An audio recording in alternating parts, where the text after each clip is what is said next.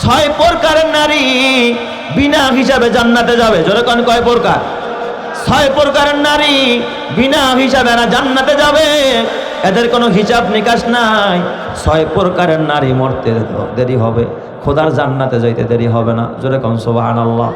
শুনবেন নি ছয় প্রকারের নারী কারা? এ আমার পর্দারের মা, মা গো, ওই মা বিনা হিসাবে জান্নাতে যাবে যেই মা তার জবান দিয়া কোনোদিন স্বামীরে কষ্ট দেয় না। জোরে কোন কোন মা? যেই মা তার জবান দিয়া কোনোদিন কোনো মানুষকে কষ্ট দেয় না। আমাদের দেশের মানুষ দেখবেন জবান দিয়া মানুষকে মানুষ কষ্ট দেয় সবচাইতে বেশি। আঘাত, অস্ত্র দিয়ে আঘাত করছেন, এক সময় ভালো হয়, কিন্তু জবানের ক্ষত, এই কথার আঘাত কখনো কি হয় না? ভালো হয় না। যারা হাতুসিনানি লাহাল তিয়ামু ওয়ালা ইয়ালতামু মা যারা হাল লিসান। এই জবানের কথার আঘাত এটা কখনো ভালো হয় না। আর মানুষ দেখবেন এই কথা দিয়ে সবচেয়ে কষ্ট দেয় বেশি। স্বামীরে এমন কথা কয়, কথায় কথায় স্বামী একেবারে আহত হয়ে যায়, আসে না নাই? এমন কথা কয়, তোর ঘরে আইসা আমার বাপ মা, তোর ঘরে তোর কাছে আমার বিয়া দিয়ে আমার বাপ মায় ছাই খাইছে, ছাই ছাই। আমারে কত বিদেশি পোলায় নিতে চাইছিল, হ্যাঁ, ইটালি থাকে এই পোলায় আমার নিতে চাইছিল, আমার বাপ মায়ের কাছে দেয় নাই, তোর কাছে দিয়ে আমার বাপ মায় মাড়ি খাইছে, মাড়ি। এই কথা যদি কোনো স্বামীরে কয়, ওই স্বামী তো দুনিয়ায় থাইকাও জাহান নামে আছে। কথা কয় না কে? কি বলেন, জাহান নামে আছে না নাই? আহা, দেখবেন তার কথায় এত ধার, এত ধার। এই রকমের স্বামীরে আঘাত দিয়া দিয়া যারা কষ্ট পায় তারা জান্নাতি না জাহান্নামী? আরো জোরে কোন, জান্নাতি না জাহান্নামী? এই জন্য আমার মাকে ডাক দিয়া বলবো, মা, ও মা, ওই মা ডাইরেক্ট জান্নাতে যাবে যেই মা জবান দিয়া স্বামীরে কষ্ট দেয় না। জবান থেকে, যার জবানের ধারালোতা থেকে স্বামীর মুক্তি পায়, এই স্বামীরে যেই মা কথা দিয়া কষ্ট দেয় না, ওই মা ডাইরেক্ট জান্নাতে যাবে। ওই মার কোনো হিসাব নিকাশ হবে না। জোরে কন্না আল্লাহু আকবার। এই জন্য এমন মা সমাজে পাওয়া খুবই দুষ্কর, খুবই কঠিন। কথা দিয়া আঘাত দিয়া ফেলায়, কথা দিয়া কষ্ট দিয়া ফেলায়।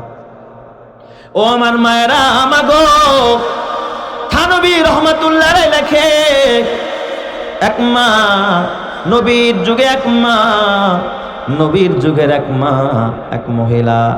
এই মহিলা সাহাবিয়া, নবীর যুগের ঘটনা বাবা।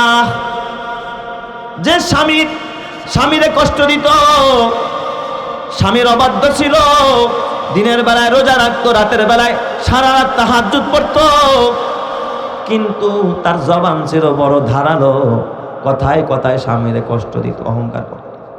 আমি তাহাজ্জুদ পড়ি, আমি কোরআন পড়ি, আমি অনেক সময় আমাদেরকে অনেক মা ফোন দিয়া স্বামীর বিরুদ্ধে কথা বলতে চায়, কয় হুজুর আমি নামাজ পড়ি কিন্তু আমার স্বামীটা নামাজ পড়ে না।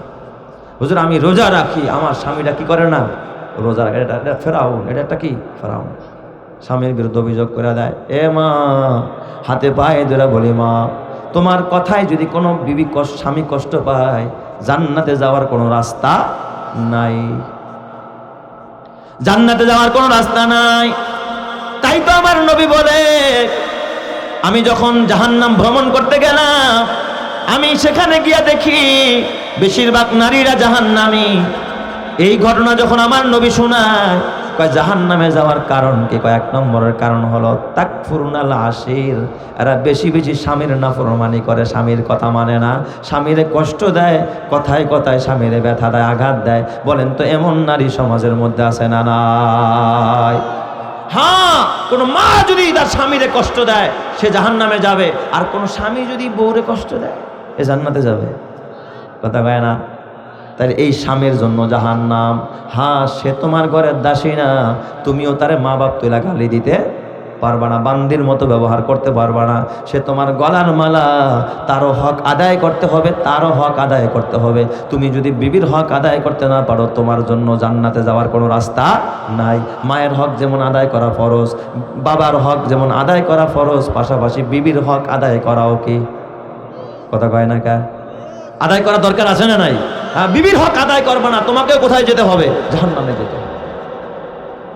এই জন্য ওই মা বিনা হিসাবে জান্নাতে যাবে যে জবান কন্ট্রোল করে, জবান দিয়া বেগানা, জবান দিয়া স্বামীরে এবং কাউরে কষ্ট দেয় না, জবানের মধ্যে মধু মাখা যেমন উম্মে সালমা, আরে হযরতে সাউদার কথা, এই মা সাউদা বিনতে জামা রাদিয়াল্লাহু তাআলা আনহা, তার জবানের মধ্যে মধু। এই মা সাউদার আমার বাবা অনেকগুলো গুণ ছিল, অনেকগুলো কোয়ালিটি ছিল, অনেকগুলো কোয়ালিটির ভিতরে অনেকগুলো গুণের ভিতরে মা সাউদাকে, উম্মুল মুমিনিন মা সাউদাকে বলা হয় উম্মুল মাসাকিন। মা সাউদা ছিলেন উম্মুল মাসাকিন, মানে সকল মিসকিনের মা, সকল গরিব মানুষের মা। কেন তাকে এরকম বলা হলো? মা খাদিজা ধনাঢ্যা মহিলা, সে ছিলেন বড় দানবীর, এটা ছিল তার, এই জন্য খাদিজাতুল কুবরা বলা হইতো। তার মনটা ছিল অনেক বড়, একেবারে সব কিছু আমার নবীরে দিয়া দিছে। কিন্তু হযরতে মা সাউদার একটা গুণ ছিল, তিনি ছিলেন উম্মুল মাসাকিন। তার খেতাব, এটা ছিল তার উপনাম, উম্মুল মাসাকিন, মানে সকল মিসকিনদের মা, গরিবের মা। কেন এই কথা বলা হইতো? কয় সে গরিবরে বড় ভালোবাসতো, ফকিরে বড় ভালোবাসতো, মিসকিন আইলে কখনো খালি হাতে ফিরাইতো না। সুবহানাল্লাহ জোরে কোন সবাই। অথচ তার ঘরে কি ছিল না? খাবার ছিল না। মা সাউদা সবসময় দিয়া দিতেন। মা সাউদার ঘরে কিছু আসলে খাইছে কিনা দেখতো না, সব দান করতেন মা সাউদা। একবার হযরত ওমর ইবনুল খাত্তাব মা সাউদার একটা থলের ভিতরে ভইরা কিছু দিরহাম হাদিয়া দিলেন, উপরৌকন দিলেন। সে তো মুমিনের মা, মাকে তো সন্তান দিতেই পারে। ওমর কয়, নেন মা, এই যে কিছু দিরহাম আপনারা হাদিয়া দিলাম। একটা ব্যাগ বইরা দিচ্ছে, ব্যাগ বইরা পয়সা, দিরহাম দিছে আর কি, রূপার টাকা। তো মা সাউদা উনি টাকাগুলো পাইয়া কয়, এক বস্তা টাকা আপনারা আপনি আমারে দিলেন। এই কথা মা সাউদা বলতেছে, কয় হ্যাঁ মা আপনারে দিলাম। মানে উনি বড় খুশি, এমন কথা বলতেন যেন উনি খুশি হয়ে যায়। যখন এক বস্তার কথা কইছে, ওমর কি হয়ে গেছে? খুশি হয়ে গেছে। উনি কখনো কাউকে বেজার করতেন, ওনার কথায় মানুষ কি হয়ে যাইতো? খুশি হয়ে যাইতো। এই জন্য ওই মাই দামি, যে এই মায়ের কথায় একজন মানুষ কি হয়ে যায়? স্বামী খুশি হয়ে যায়। তো এই মা সাউদা উনি দান করতেন, এমন ভাবে দান করলেন, কয় ওই যে ব্যাগের থেকে দিতে দিতে দিতে দিতে নিজের জন্য এক টাকাও রাখে নাই। আরেকজন সাহাবী বলে, আমি এসে চেক করলাম যে কিছু রাখছেনি, ব্যাগটা উপর করে দেখি খোদার কসম ব্যাগের মধ্যে একটা দেরহামও নাই। সব কি করে দিছে? দান করে দিছে। এই জন্য ওনার খেতাব হয়ে গেছে উম্মুল মাসাকিন, মিসকিনদের মা। সব মিসকিনদেরকে সবসময় দিতেই থাকে, দিতেই থাকে। তিনি হলেন সাউদা বিনতে জামা, নবীর স্ত্রী। জোরে কোন সুবহানাল্লাহ। এ আমার মায়েরা, মাগো, যার জবান কন্ট্রোলে থাকে ওই মা বিনা হিসাবে জান্নাতে যাবে। তাই তো আমার নবী বলে, মাইয়াজমানলি মা বাইনা লাহিয়াইহি ওয়া মা বাইনা রিজলাইহি আজমানু লাহুল জান্নাহ। কয় যার জবানরে কন্ট্রোল করতে পারবে আর লজ্জাস্থান কন্ট্রোল করতে পারবে, আমি মুহাম্মদ ওয়াদা দিলাম সে ডাইরেক্ট খোদার জান্নাতে যাবে। চিৎকার মেরে করেন আল্লাহু আকবার। তার জান্নাতের জামিন আমি হয়ে গেলাম, আমি তার জান্নাতে নিয়ে যাব। আল্লাহু আকবার জোরে কোন সবাই। এই জন্য এই মুখেই জয়, এই মুখেই কি ক্ষয়। এই মুখের কথা সাপের বিষ নামে, এই মুখের কথায় মানুষের চোখে পানি আসে। কথা বল না সবাই। এই জন্য ওই মাই দামি মা, যার জবান কি থাকে? ভালো থাকে, কন্ট্রোলে থাকে। 2 নাম্বার, ওই নারী বিনা হিসাবে জান্নাতে যাবে যার লজ্জাস্থান কন্ট্রোলে থাকে। ও মা, যৌবনের ক্ষুধায় বেগানা পুরুষের সাথে ফোনে কথা বলবা না। যৌবনের চাহিদা আছে এই দিকে তো আর একটা পুরুষের লগে ফোনে কথা কয়। বলেন তো আপনার এলাকার ভিতরে 70 বছরের কোনো দাদি কি কোনো দাদার লগে ফোনে কি ইটিস পিটিস আলাপ করেনি? কারণ কি তার কি নাই? যৌবনের ক্ষুধা নাই। ও মা, এই রূপ ধরা যৌবন এক সময় জং ধরে যাবে মা। এই লজ্জাস্থান কন্ট্রোল করো, স্বামীর পিছনেই ব্যয় করো, দুনিয়ার পর পুরুষের পিছনে যৌবনের ক্ষুধা মিটায়ও না। কোনো মা যদি তার যৌবনের ক্ষুধাটা শুধু স্বামীর জন্য নিরাপদ করতে পারে, পর পুরুষ থেকে বাঁচাইতে পারে, এই মা মরতে দেরি হবে। মা খাদিজার সাথে বিনা হিসাবে জান্নাতি বানাইতে আল্লাহ 1 সেকেন্ড দেরি করবে না। চিৎকার মেরে করেন আল্লাহু আকবার। তাহলে ডাইরেক্ট বিনা হিসাবে জান্নাতে যাবে কয় শ্রেণীর নারী? 6 শ্রেণীর নারী। 1 নম্বরে যে জবান কন্ট্রোল করে, 2 নম্বরে যে লজ্জাস্থান কন্ট্রোল করে। বুঝেন নাই আমার আওয়াজ? 3 নাম্বার, ওই মা ডাইরেক্ট জান্নাতে যাবে যেই মা 5 ওয়াক্ত নামাজ পড়ে। আল্লাহু আকবার জোরে কোন সবাই। কয় ওয়াক্ত নামাজ? 5 ওয়াক্ত নামাজ। আল্লাহর রাসূল কয় আল মারআতু ইজা সাল্লাত খামসাহা, যেই মা 5 ওয়াক্ত নামাজ পড়বে, এটা হলো ওই মায়ের 3 নম্বর আমল, যেই মা বিনা হিসাবে জান্নাতে যাবে। আর 4 নম্বর আমল হলো সামাত শাহরাহা, এবং রমজান মাসের রোজা রাখে। রোজা কখনো কাজা করে না। অনেক সময় দেখবেন আমার মায়ের পিরিয়ড যখন হয় রোজা ছেড়ে দেয়। নামাজের সার আছে কিন্তু রোজার সার আসেনি। এই রোজাটা পরবর্তীতে কাজা করার দরকার আছে না নাই? আমার মা কিন্তু পরবর্তীতে ওই রোজা কি করে না, কাজা করে না। এই জন্য জান্নাতে যদি যাইতে চাও মা, ও মায়েরা, ও আমার বোনেরা, মা গো, খবরদার খবরদার, ভাঙতি রোজাও কিন্তু তোমাকে রাখতে হবে মা। এই রোজাও যদি কাজা না করো, তোমাকে জান্নাতে আল্লাহ দিবে না, জাহান্নামে জ্বলতে হবে মা গো। আমি তোমার সন্তান তুল্য মা, এই জন্য তোমারে সতর্ক করে গেলাম মা গো। এই কথাগুলো যদি আমি না বলি, কিয়ামতে তোমরা বিচার দিবা আল্লাহর কাছে। আল্লাহ, এই কথাগুলো আমাদেরকে কেউ বলে নাই, তাই আমরা আমল করতে পারি নাই। মা, তোমার পায়ে হাত দিয়া বলি মা, রমজানের ভাঙতি রোজাগুলো যদি অতীত জীবনে ছুটে যায়, আর বালেগা হওয়ার পর, প্রাপ্তবয়স্ক হওয়ার পর মা, যদি তোমার রোজা ছুটে যায়, সেইগুলো কাজা করার দরকার আছে না নাই? এটা হলো 3-4 নম্বরের আমল। এ বাবা, 5 নম্বরের আমল হলো আহসানাত ফারজাহা, যেই মা পর্দা করে চলে, যখন কি করে, পর্দা করে চলে। আর 6 নম্বর হলো আতাআত বালাহা, স্বামীর খেদমত করে, স্বামীর হুকুম মেনে চলে, স্বামীর অবাধ্য চলে না। আল্লাহর নবী বলে, ফালতাদখুল মিন আইয়্যা আবওয়াবিল জান্নাতি শাআত, কিয়ামতের ময়দানে আল্লাহ ওই মাকে 8টা জান্নাতের দুয়ার খুলে দিয়া বলবে, তুমি যেই দরজা দিয়া ঢুকতে চাও, আমি আল্লাহ তোমারে সেই দরজা দিয়েই জান্নাতি বানায়া দিব। চিৎকার মেরে কন্না আল্লাহু আকবার। আমার সোনার মা বোনেরা, শোনো দিয়া মন, নারী হয়ে জন্ম তোমার পর্দা প্রয়োজন। পর্দা হলো দিনের বিধান, মেনে চলো তাই, পর্দা ছাড়া চললে নারীর কোনো মূল্য নাই। মেয়েরা যে মায়ের জাতি, কত যে সম্মান, পর্দা ছাড়া আজ নারী হচ্ছে অপমান। পত্রিকারি পাতা খুললে প্রায় দেখা যায়, এসিড নিক্ষেপ, নারী ধর্ষণ, এসব খবর রয়। পর্দা করে চললে নারী পাবে সবার শ্রদ্ধা, শয়তানেরই পোশাক ছেড়ে করো দিনের পর্দা। জোরে জোরে কন্না আল্লাহু আকবার। তাহলে পর্দা মানে হলো একজন নারীর সৌন্দর্য বেগানা পুরুষ থেকে কি করে রাখা, আড়াল করে রাখার নাম কি? বুঝছেন তো পর্দা কারে কয়? নারীর সৌন্দর্য বেগানা পুরুষ থেকে আড়াল করে রাখার নামেই কি পর্দা। এখন এটা বোরকা দিয়া করবেন না, বেড়া দিয়া করবেন না, সালা দিয়া করবেন, আপনি যারো ভালো জানেন। ও নারীরা, ও আমার মায়েরা, মা গো, হাকিমুল উম্মত লেখে, একজন মা, একজন নেককার মা, যেই মা স্বামীরে কষ্ট দেয় না, স্বামীর অকৃতজ্ঞ হয় না, এমন একজন মা রাতের বেলায় গোসল করে, রাতের বেলায় গোসল করে। এক নারীর ঘটনা থানবী রহমতুল্লাহ আলাইহি লেখছে, রাতের বেলায় গোসল করে, দিনে গোসল করে না, রাতের বেলায় গোসল করে। এরপরে অলংকার পরে, কানের দুল লাগায়, নাকের ফুল লাগায়, তারপরে গলার মালা লাগায়, তার দামি 3 পিস যেটা আছে ওই 3 পিসটা পরে রাতের বেলায়, রাতের বেলায় পুইরা। এরপরে যতটুকু তার সাজার মতো প্রসাদনী আছে, একটু যা আছে, একটু সেন লাগায়, আতর লাগায়। তারপরে ওই মা, ওই বোনটা তার স্বামীর কাছে যায়। স্বামীর কাছে গিয়ে আর স্বামীর কদমে হাত রাখে, ঘুমন্ত স্বামী, স্বামীর কদমে হাত রাখা ডাক দেখা, স্বামী আমার, ও প্রাণের স্বামী, কলিজার টুকরা স্বামী, শোনেন, আল্লাহ তাআলা আমাকে আপনার খেদমতের জন্য আল্লাহ তাআলা দুনিয়ায় পাঠাইছে। আপনি যদি বলেন আপনার খেদমত করব, আপনি যদি সময় চান সময় দিব, আপনি যদি বলেন আপনাকে এখন সঙ্গ দিতে হবে, তাও দিতে আমি রাজি আছি। কিন্তু স্বামী আমার, যদি আপনার এখন কোনো সঙ্গ প্রয়োজন না হয়, আপনার যদি খেদমত প্রয়োজন না হয়, তাহলে আমাকে একটু অবসর দেন, তাহলে আমি এখন কিছু রবের কদমে দাঁড়ায় 2 রাকাত নামাজ আদায় করব। জোরে কোন সুবহানাল্লাহ।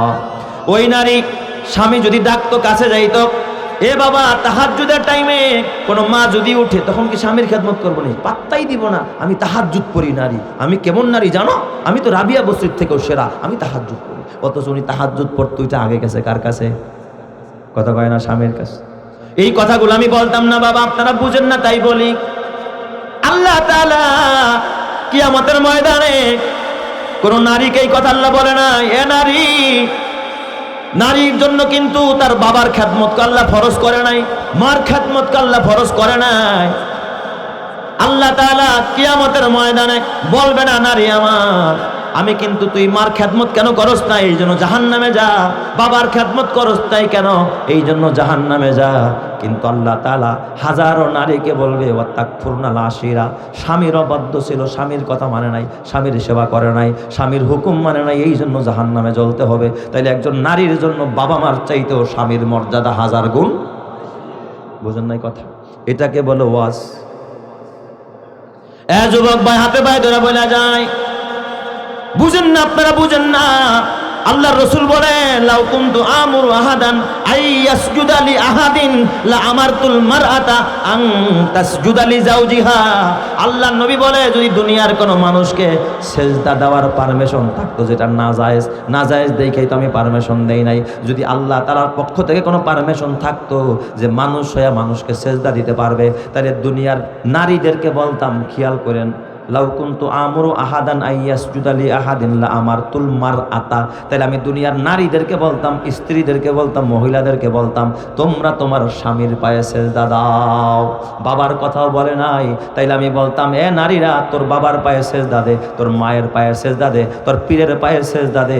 এই কথা নবীজি কিন্তু বলে নাই। নবী বলছেন, যদি সেজদা দেওয়ার পারমিশন থাকতো, তাইলে আমি নারীদেরকে বলতাম, তুই তোর স্বামীর পায়ে সেজদা দে। তাইলে একজন মায়ের কাছে, একজন মহিলার কাছে বলেন তো, মা বাবা বড় না স্বামী বড়? আমার ওয়াজ বোঝেন না আপনারা? ক্লিয়ার নাকি কোনো ভেজাল আছে? ক্লিয়ার না? আমার মায়েরা বেজার হয় না। ও মা,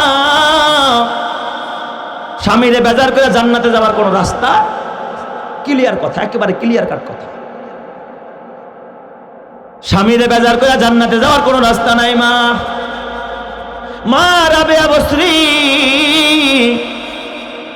এত বড় আবেদা মা রাবেয়া, দাসীর ঘরে দাসী, বান্দির ঘরে বান্দি, তার বাবাও একজন গোলাম, তার মাও একজন দাসী ছিল। মা রাবেয়া, রাবেয়ারা ছিল 4 বোন। কয় বোন?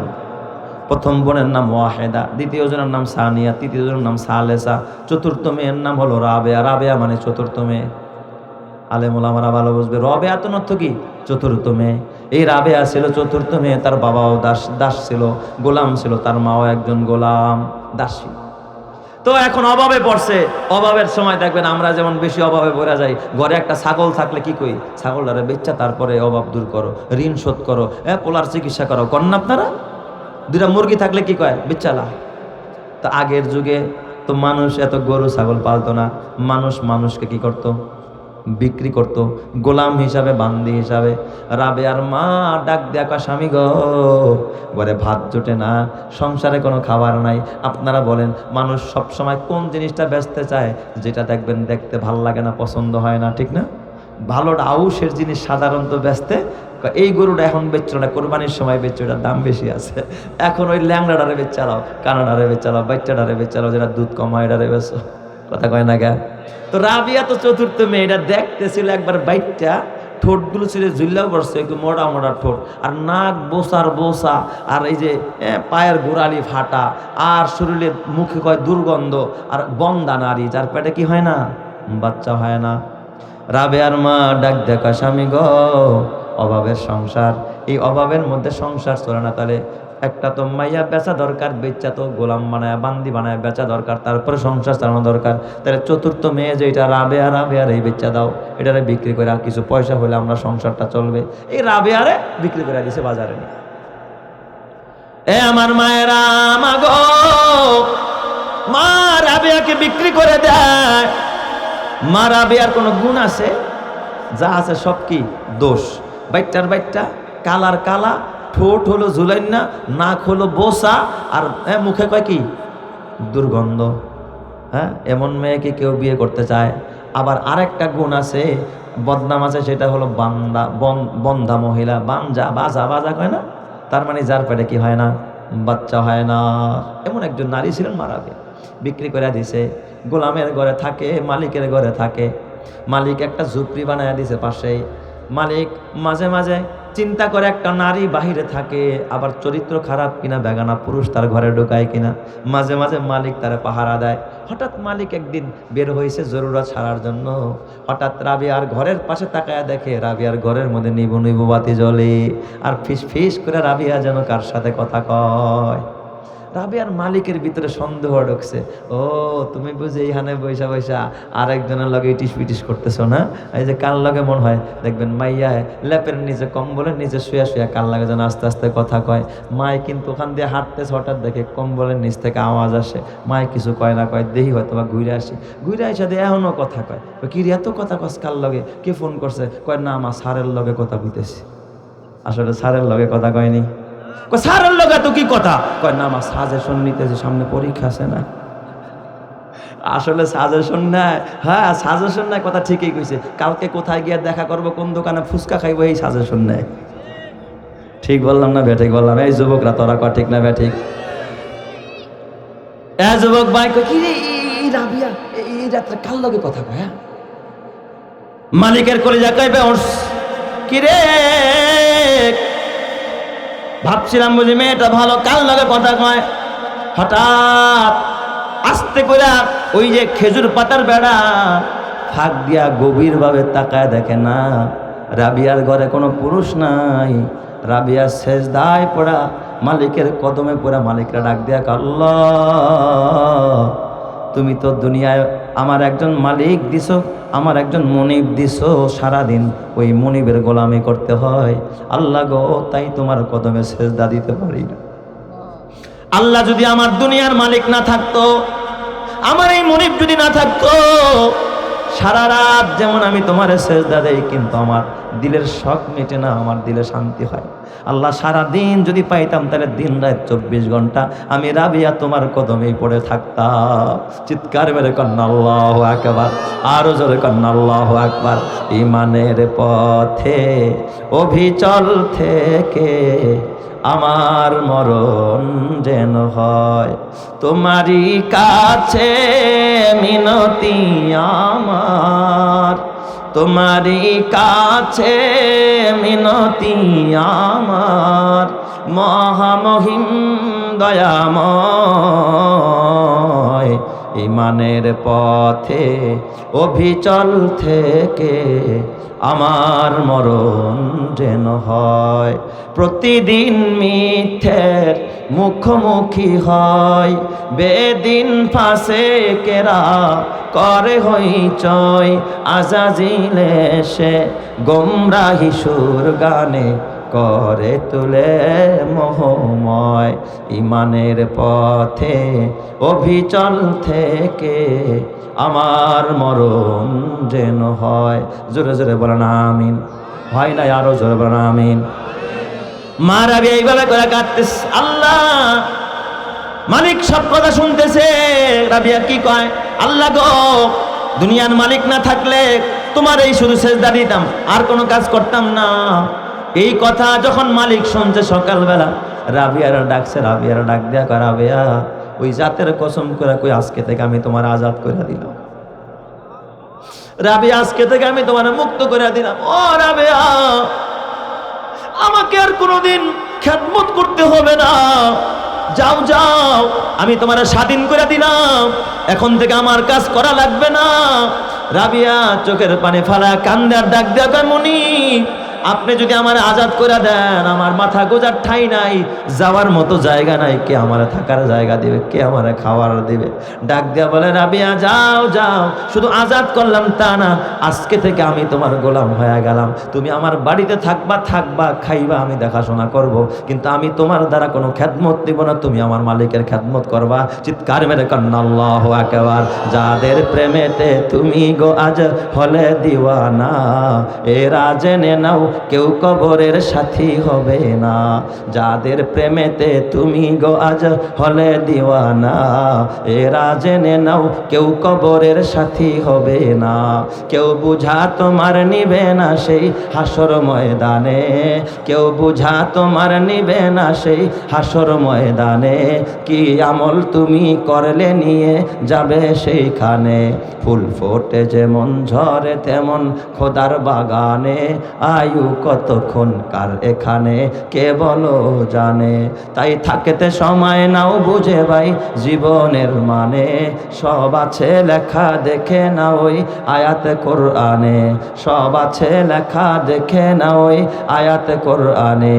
এই মহল কোঠা সোনা দানা সব পরে রবে, এই সব কবরে নিয়ে গেছে কে বলো কবে।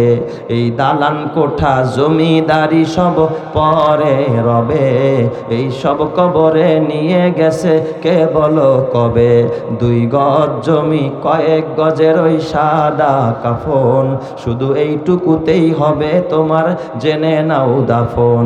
যা পুঁজি তোমার এখনো তার বুঝলে না মানে, যা পুঁজি তোমার এখনো তার বুঝলে না মানে, সব আছে লেখা দেখে না ওই আয়াত কোরআনে। ফুল ফোটে যেমন ঝরে তেমন খোদার বাগানে, আয়ু কতক্ষণ কার এখানে কে বলো জানে। আল্লাহ তুমি বুঝার তৌফিক দাও, জোরে কানা আমিন। এ আমার বাবা, ও আমার পর্দার মা, মাগো আমার প্রতি কোনো রাগ রাখো না মা, ওই রাবিয়ার মতো হয়ে যাও। ওই মা রাবিয়া, তার মালিক লেখে যেই ঘরের ভিতরে রাবিয়া নামাজ আদায় করত, রাবিয়ার চোখের পানিতে যায় নামাজ ভিজতো, মাটি ভিজে যাইতো, মরুভূমির মাটি ভিজে এতটা কাদা হয়ে গিয়েছিল, ওই জায়গা থেকে ঘাস উঠে গিয়েছিল রাবিয়ার চোখের পানির বদৌলত। এই জন্য আমার মা এই রূপ ধরা যৌবন জম ধরে যাবে মা, মাগো এই রূপের সৌন্দর্য শুধু স্বামীরে দেখাইবা, বেগানা মানুষরে দেখাইবা না, মার্কেটের দোকানদাররে দেখাইবা না, এ পার্টিতে গিয়া দেখাইবা না, জাহান্নামে যাইবা মা। রূপের সৌন্দর্য শুধু একজনের জন্য হালাল, বলেন সে কে? আরো জোরে বলেন না সে কে? স্বামী। এই রূপের সৌন্দর্য অন্য কাউরে দেখানো যাবে না রে মা। এই জন্য যুবক ভাই, তুই তোর বিবিটারে পর্দা করা, তুই তোর ভাইটারে বোনটারে পর্দা করা, তুই তোর নাতনিটারে পর্দা করা। একজন মা যদি জাহান্নামে যায়, একা যাবে না, স্বামীরে জাহান্নামে নিয়ে যাবে, বলবে আল্লাহ আমার স্বামী আমারে পর্দা করায় নাই। বাবারে নিয়ে যাবে, বলবে আল্লাহ আমার বাবা আমারে পর্দা করায় নাই। আরে বড় ভাইরে নিয়ে যাবে, বলবে আল্লাহ আমার ভাই আমারে পর্দা করায় নাই, আমারে প্যান্ট শার্ট কিনা দিছে আমার আরো ইং করার মতো, আমারে গুনাহ করার মতো মোবাইল কিনা দিছে। ও আমার যুবক ভাইয়েরা এবং বড় ছেলেরা জাহান্নামে নিয়ে যাবে। আল্লাহ গো, আমি তো বুঝতাম না, আমার ছেলেটা আমারে কোনোদিন বুঝায় নাই, এই কারণে আমি পর্দা করে নাই, বোরকা কিনে নাই, আমি কখনো হাত মোজা পা মোজা লাগাই নাই। এই জন্য যুবক ভাই, তুমি আমিও বাঁচতে পারবো না, কারণ আমাদের নারীরা হয়তো কারো মা, কারো বোন, কারো স্ত্রী অথবা কারো মেয়ে। এ বাবারা, তোমরাও বাঁচতে পারবা না যদি নারীরা বেপরদায় চলে। এই জন্য নারীদের বেপরদা তোমার আমার জন্য যেমন বাবা ভয়ঙ্কর, আমার মা বোনদের জন্য তেমন ভয়ঙ্কর, কথা ঠিক কিনা? এই জন্য বলেন তো, নারীদের পর্দা করার দরকার আছে না নাই? আজকে গিয়া আজকের এই মাহফিল থেকে সবক নেন ইনশাআল্লাহ। আজকে আপনার মা, আপনার বোন, আপনার মেয়ে, আপনার অধীনস্থ, আপনার স্ত্রী, এদেরকে পর্দার কথা বলবেন। কারা কারা রাজি আছেন একটু হাতটা দেখান তো ইনশাআল্লাহ। নারায়ে তাকবীর, নারায়ে তাকবীর। আল্লাহ তুমি কবুল করো, সকলেই বলি আমিন। ওয়া আখিরি দাওয়ানা আলহামদুলিল্লাহি রাব্বিল আলামিন।